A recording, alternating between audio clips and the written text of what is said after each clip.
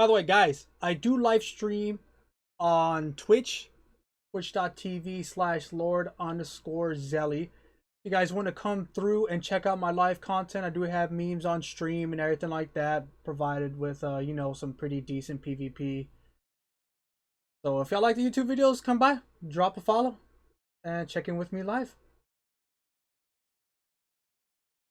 Don't forget to hit that follow button a few times, slap the shit out of it. Yeah, boy. And if you don't, Canada PK will send me sad, well, pictures of sad crows. I don't like that.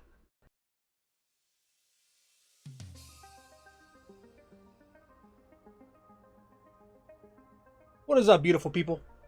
Lord Zelly here, bringing back another build video. A lot of people have been asking me what I've been running this patch since, you know, the changes to Blood Spawn and some other stuff, some other sets.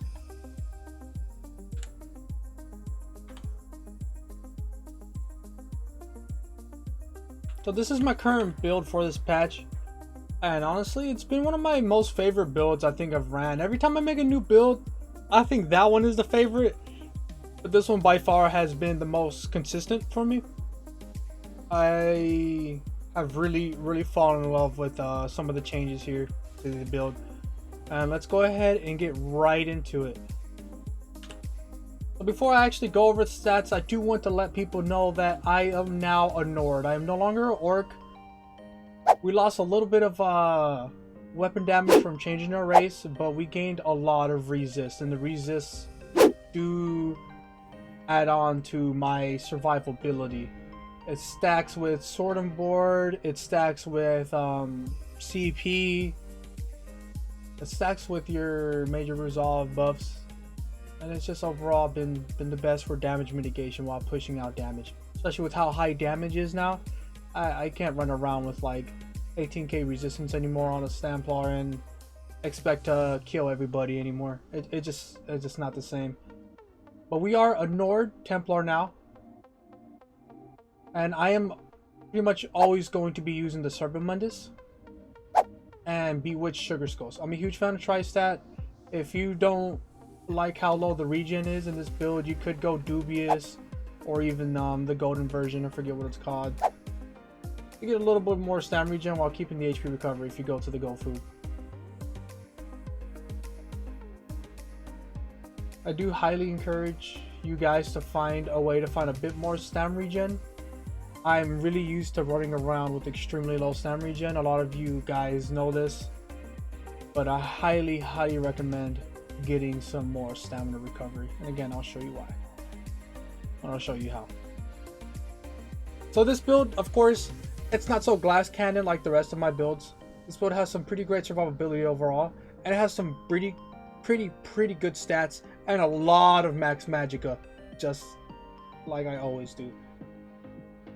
So right off the bat, guys, you can see that I have 64 points into stamina as well. I like where my HP pool is. This is about 28k in Cyrodiil. We have 17,000 magicka and 29k stamina. On Backbar, this does go up to 30k for a more effective vigor tooltip. Magic recovery is pretty much just base. Health regen, because of our food, that gives us Tristat, max resource, and HP regen, we are sitting at 802. Our stamina recovery is 991. It is effectively about 1k when we use rally and when we kill a target, and if we pop a pot, this can go to roughly like 1500 and plus continuous attack scaling as well.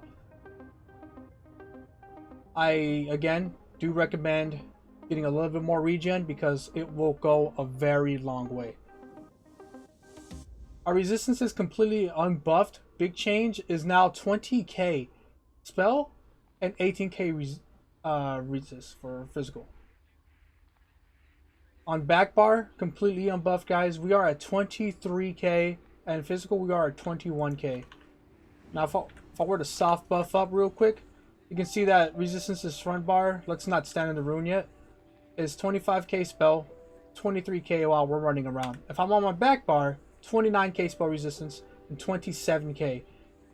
Now if we do keep the fight in our rune like we should when we're in towers and small spaces, We're looking at 31k spell resistance right here and 29k physical resist.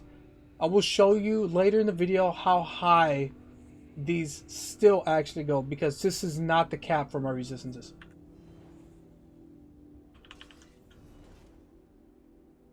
If we fight a target that is roughly 18k physical resistance, since we are using a Maul, this is what our penetration pretty much is going to be. If we fight a target that has about 26k resist, example, we will get about 8k penetration. So the pen is reliant on your opponent's physical resist, but it does scale. Right now, this is bugged on the tooltip and it tracks your own physical resist. So look at your physical resist. This is actually your resist, but your penetration that's being showed on the tooltip here is actually what your pen will be if this was your target's resistance. It's bugged. It doesn't scale off of your armor like I've said in the past. I was actually very wrong about that, but it is 8.9k average. You will see about 18k physical resist. Your average penetration without Balorgh proc is about 6600. And also we hit 3k, the minimal crit resist I recommend with the changes to inpen. We were able to allocate CP into the other trees, and I will go over that near the end of the video. Okay guys, so to continue on with the video, let's go through the sets. So pretty standard setup, but I found it to be really balanced for this playstyle in this patch. So since we switched to Nord and we got the extra resistances and the ulti gain, just like what Bloodspawn used to give us. I'll pull up a picture of Bloodspawn in the middle here. Bloodspawn used to give us Stam Recovery, ulti gen, and a lot of resistances. It did get nerfed, so replaced it with the Nord passives. And since we lost the weapon damage passive from Orc, from swapping, we have switched our monster helmet to Balorgh. Balorgh is an amazing set. It has a decent uptime, but when you drop your Dawnbreaker and you have a lot of ulti saved, it's gonna smack people and it's gonna pull their hairline back with how much damage you're actually gonna hit them. It's gonna give you lots of weapon damage and a crap ton of physical penetration or spell, depending on what class you're on. Amazing set in general. This makes up for the damage that we lost when we swapped to Nord. And we're using a Tristat Glyph on this piece, and this is a heavy helmet. Then we have a light helmet with the maximum stam enchant. You could replace it with the Tristat if you want to. I think it'd be more beneficial. I just haven't done it yet. But again, it is an inpen piece. So we got one heavy, we got one light, and the rest of the body pieces are medium. Want to make sure you get your heavy piece. Even if you don't have a heavy Balorgh helm, you can try to get a heavy piece of New Moon and keep this medium, or you could put a heavy piece here. Try to maximize your armor as much as you can. Well, we got 2-piece Balorgh, and then we got the 5 medium body pieces right here of New Moon Acolyte. This set provides the best uptime in consistent weapon damage. Gives pretty good 2 to 4 piece bonuses, along with the nastiest 5-piece bonus we've seen in a long time. It increases your cost of active abilities by 5%. That is a big hit, especially if you run very low sustain. That is why I also recommend trying to spec for a little bit more stamina recovery. We have 5 medium pieces here. The small pieces are maximum stamina. Looks like I actually have not golded out the enchants on these, so we'll do that later. And then the big pieces here are Tristat enchantments, so we maximize our magicka, keep a healthy stamp pool, and get a little bit of more HP for the build. So we have this on the body pieces. This is an amazing set overall. Lots of high consistent damage. The next set that we're going to get to, guys, is Ancient Dragonguard. We have this on our jewelry and the weapons. So to go over the jewelry first, we have Infused Weapon Damage enchantments on the 3 jewelry pieces. This will be very expensive to craft. on PCNA, I spent about 300,000 crafting this, and I spent about 150 stones to actually trade change, because I believe I buy the infused piece. I forget what it's called. I'll probably post it here in the video, but please just craft it from craft it as infused if you can, because it'll save you the transmute geodes. But yeah, we have infused weapon damage. I do recommend at least one infused stamina recovery, so this number can pop up to like roughly 1200, 1300, and plus all the other effective scaling. You're going to be running around like right under 2k when you kill an opponent with your 2-hand equipped. Yeah, Ancient Dragonguard jewelry, and then we got a Maul, and then we got Sword and Board Backbar. So the Maul here is a Nirn, and it has a weapon damage enchantment on the Maul. We went with Maul because of the 20% extra pen that we get towards the target's resistances. So just like what I was saying earlier, if you have 18k resistances, you're gonna get roughly like 16. I'm not 16. Sorry, about 6k pen towards that target if they have like 18k. And then Backbar to stack with the 5-piece of Ancient Dragonguard. We do have Sword and Board. We're using Nirn and Nirn again. This is just to keep our Vigor tooltip as high as possible because we do swap bars a lot in this setup. And the enchantment on the shield is max stamina to try to get the highest stamina pull for your Vigor as much as you can. So like, the higher your stamina is, along with your weapon damage, the bigger your tooltip is going to be. So that's why I went with the maximum stamina enchant. And of course, it's Nirn Hold. Nirn Hold right now does give more resistances than Reinforce.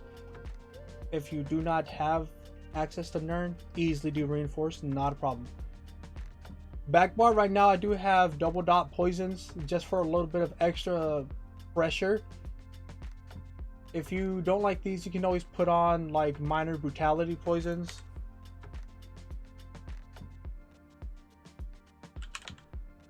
Brutality Draining Poisons. So these inflict minor maim to your target, so it also makes you effectively more tankier. It reduces their damage done by 15%, and it gives you minor brutality, which is another 10% weapon damage. So you could do a heavy attack on the back bar, proc your poison, go to your front bar, and just go on the offensive, because it'll be up for a very short time, but it's definitely going to hurt.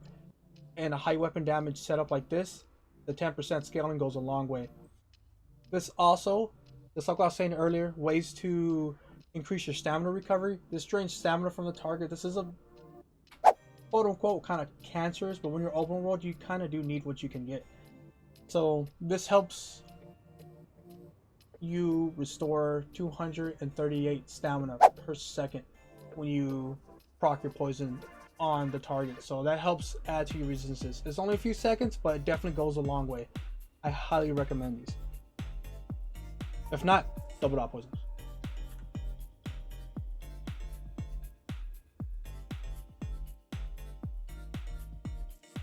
Yeah, so Ancient Dragonguard is one of my favorite sets that I have come upon ESO.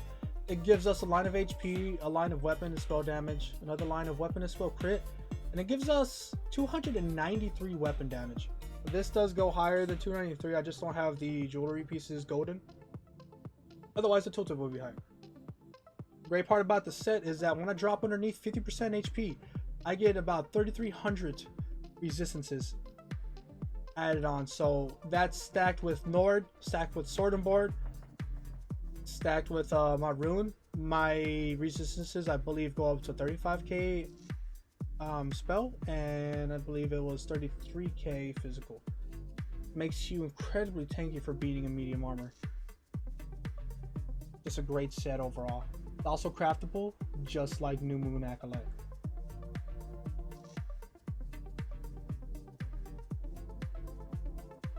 Alright, so to the bar setup, I'm going to give a few replacements after I go over the initial bar setup that I like to use open world, and I'll show you some substitutes for some of these skills. But to go over the main setup, guys, if you guys watched my previous videos, or if you play ESO in general, you should technically know where to find all these abilities. So I'm not going to go into a deep explanation for everything. Just going to kind of show everything real quickly. and then give you guys replacements. So the first ability on our bar, it gets some added weapon damage from the Fighter's Guild skill line because of the Slayer passive. This stacks with the Dawnbreaker, so we get 6% extra weapon damage just for having Dawnbreaker and Camo Hunter slotted. This gives us major savagery, so it increases our weapon critical by roughly 10%. When we attack people from the flank, we also get minor berserk, which is a huge damage boost. The good thing about having something like Camo Hunter on your front bar versus putting Repent front bar and putting Puncture on back bar is that this is for everybody in front of you versus you having to spend Stam and to get some pen, and it's only effective versus like one target, if that makes sense. But this is just, I don't have to actually go and work hard to proc this. So we do have Camo Hunter, and also if you do use the ability, you can reveal Nightblades around you within 5 meters. It lasts 6 seconds. It's very expensive. I don't think it's that great, but if you stay on top of people and you're fighting a Nightblade, it does help you in the long run. Next ability, of course, that we have is Biting Jabs. Biting Jabs, amazing ability overall. You get almost like a 20k effective tooltip on the closest enemy to you because it deals the most damage to the first target in front of you and deals like minuscule damage to the rest of the targets in the area. And this snares the closest enemy by 40% for 1 second. This is our spammable. It's a free cast ability. It's amazing. Pulls people out of cloak. Provides lots of pressure. Procs Burning Light. Amazing overall. Next ability that we have is Power of the Light. This ability spawns a spear above the enemy. The more damage you do to that enemy while that spear is up, the harder this is going to explode on your target and deal damage. This also applies Minor Fracture, which increases your effective weapon power, giving you more damage overall. And it actually lasts for 9 seconds. A lot of people don't know that. Versus the actual damage lasting for 6 seconds. So the beam will last for 6 seconds, but the debuff does last for 9. Pretty nice. For our main CC, guys, we have Binding Javelin. Very cheap. It's ranged. It ignores people's resistances. Sometimes this will CC people, hit them for 4k, then proc Burning Light as well. And Burning Light can proc for 4k as well. Just from a CC, guys, you can get effectively like 8k damage done to your target. It kind of does depend. That is just if both things crit, the target doesn't have very good damage mitigation, stuff like that. Even if it doesn't hit them for 8k total with a Burning Light proc, you could still probably get like a 4 or 5k. It's still added pressure overall. Great CC overall. Next we have Rally. Of course, this gives us major brutality, which increases our weapon damage, and it gives us minor endurance, which brings our stamina regen to roughly 1k. The longer this is up, when you reapply this buff, it will heal you for more and more. There is a bug right now where if you have your Rally buff drop while you are back bar, sometimes you will not get the full heal of the ability. So make sure you are manually proccing this, and make sure you pretty much just are on your front bar when it's about to go out. If anything, if you know you need to be jabbing your opponent and waiting for the Rally to auto heal you real quick, just make sure you reapply it. Our CC, of course, like in every build, is Dawnbreaker of Smiting. Hard hitting ultimate. I've had times where this is like a 23k effective tooltip. Pretty strong. The dot is amazing. Lots of added pressure onto it. It's just an overall amazing ability. Now to go to the back bar, we have Race Against Time for the Sigil skill line. I used this in my last build. I have fallen in love with this ability. You get Minor Force, which increases your critical damage by 10%. We have a lot of crit already. And it also stacks with Templar passives. It's amazing. You also get Major Expedition, which helps you close the distance between you and your opponents. It costs Magicka, and it also removes snares and immobilizations from you. Amazing ability overall. This is like best in slot right now. If you do not have this, you can always slot elude or shuffle. And of course, we have repentance. Since we are running with low regen, every person we kill, we want to get rewarded with a little bit of HP and a lot of stam. The HP part does get cut in half because of battle spirit, but the stamina restoration part does not. So when we kill an enemy and we use repentance, we get all of our stam back a lot. If you kill 10 enemies, bang, 30k stam back. Amazing, amazing ability. A lot of people underlook this. I love this. It helps me so much open world when we drop ults, when I have like no stam because of the low regen, or I'm just getting pressure real bad. Let's say I do kill some people, the heal will save me sometimes as well, and it also save group members at times as well. Next we have Restore and Focus. So this ability is our armor buff, so it increases both our spell and physical resistance by 5200 while it is procced. So you can actually drop the rune. You don't have to stand in it. Once you drop it, you get the buff for 20 seconds regardless. But while you are standing in the rune, you get about 2640 plus scaling. You get about 2640 extra resistances of both while you stand inside the rune. So on top of the 5200 you're already getting, it's amazing. Good stack. It also gives you stamina recovery, 240 stamina every 1 second.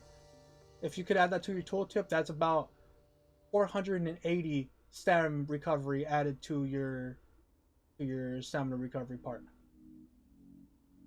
Next we have Extended Ritual, huge part of the class. This purifies all your harmful effects, so harmful effects such as debuffs, dots, roots, snares, and immobilizations. Anything like that, it purifies it. It also heals you while you're standing in it every 2 seconds for 24 seconds. It is a very, very, very strong heal. People don't realize how good this is. In long duration fights, this heals me just so much. It stays on the ground for 24 seconds.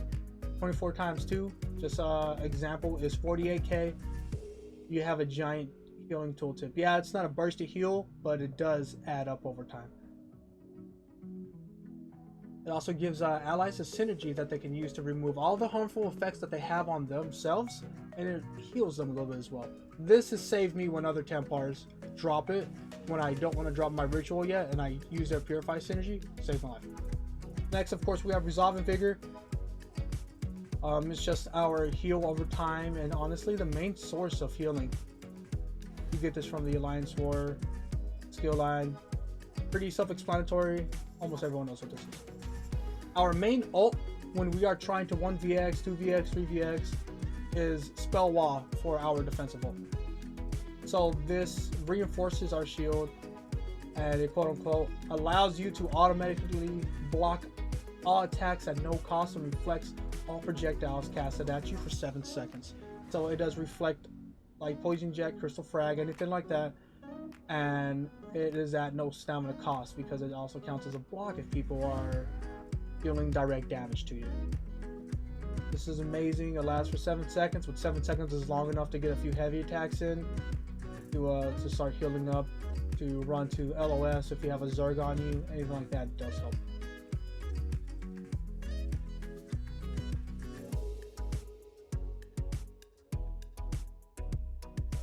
So if you guys want a few changes, the only big changes I would make is honestly removing Javelin if you want more group play, or a unblockable CC, is to use Turn Evil. Turn Evil is an ability that gives you minor protection and minor endurance. We already have that in this build, but you'll have a higher uptime on minor protection. And again, it CCs everybody in the room. It's not just a single target CC. So instead of having the Javelin like 7 different people costing you a bunch of stam, if your buddy is taking lots of pressure, or if you're taking a lot of pressure yourself, you could drop this and you fear everybody inside that circle, and you just keep moving. Heavy attack into this while LOSing in a tower is amazing. If you don't like Dawnbreaker, you can always go to Empowering Sweep. Empowering Sweep applies a lot of pressure. The initial hit can crit and maybe hit your opponent for like 5k, but it is the hard-hitting AoE that comes after it that also can get extended by 2 seconds for each enemy hit. You also gain empowerment, which is 40% increased damage to your light attack weaving, which is again a lot of pressure. It's cheap. With Nord, you have this up a lot. With this being so cheap, your Balorgh uptime also goes like up through the roof because of how cheap this ability is.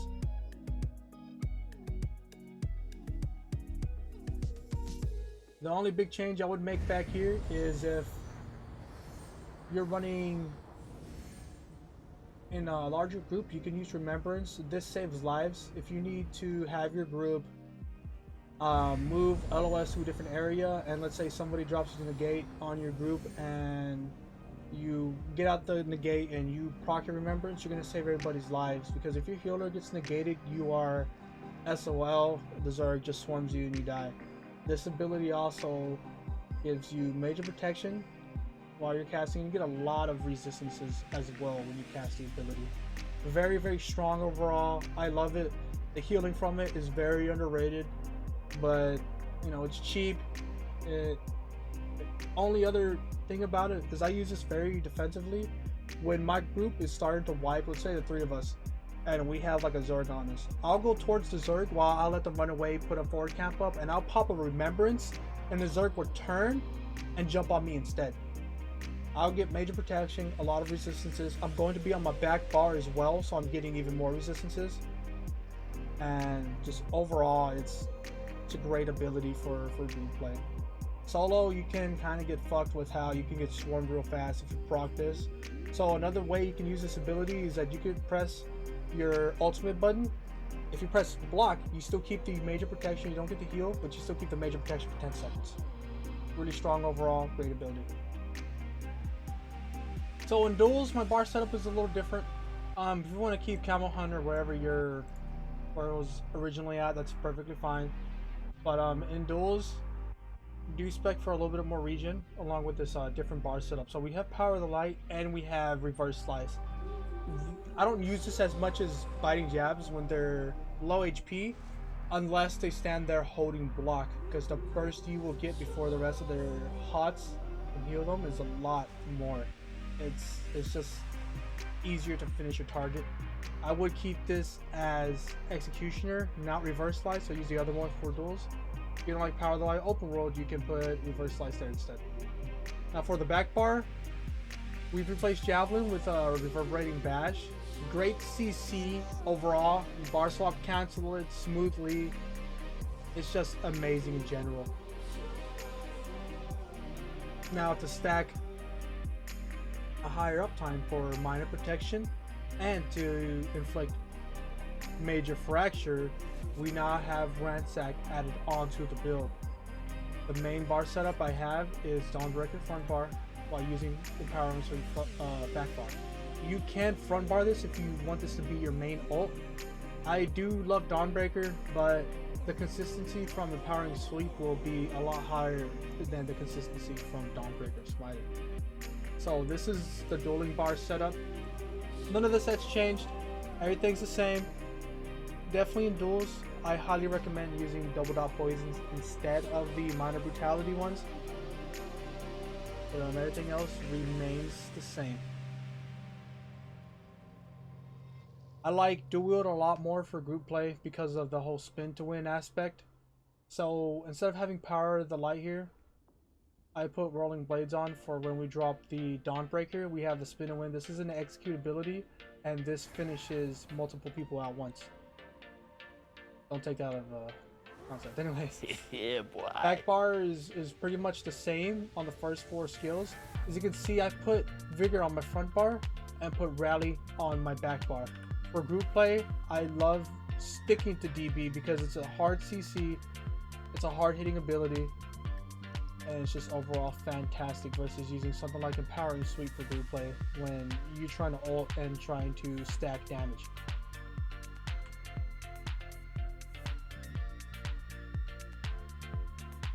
So to just go over CP really briefly again, I explained this over and over to people. I'm not very good at min-maxing, only because of my lack of experience with trying to min-max CP. So this is just what I run, and this is what I have found to be good for me. With 31 points into Warlord here, 31 points into Sprinter, 16 into Bashing Focus. We have 64 into Tenacity, 56 into Mooncalf.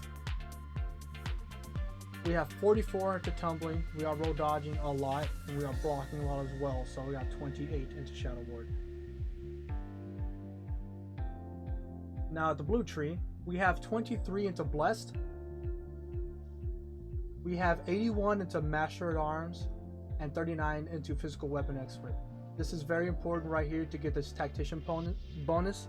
So when you roll dodge an attack, you set the enemy off balance. You can get a hard hitting heavy attack on them, restore a lot of stamina, and at the same time you get 10% increased damage dealt to that opponent. And then we have 16 into Thaumaturge here, 40 points into Precise Strikes, lots of critical damage in this build, 15 into Piercing. We are using a Maul and Balorgh, so I feel like we did not really need any more than 15 points, and 56 into Mighty. And that is it for the blue trees. Now if we go to the red trees, this is where the CP changes a lot. I used to have a lot into Resistance to increase the critical resist, but since we now have a flat bonus to inpen, I decided to only put 15 points and try to get that 3k minimal.